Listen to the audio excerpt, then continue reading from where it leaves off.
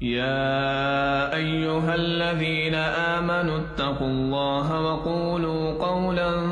سديدا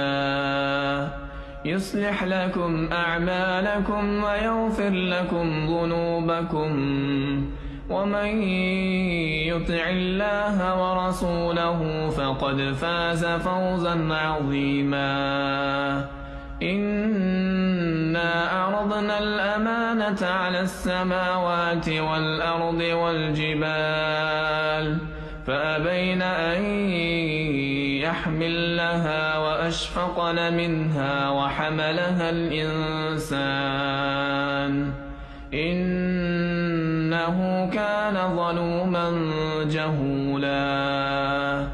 ليعذب الله المنافقين والمنافقات والمشركين والمشركات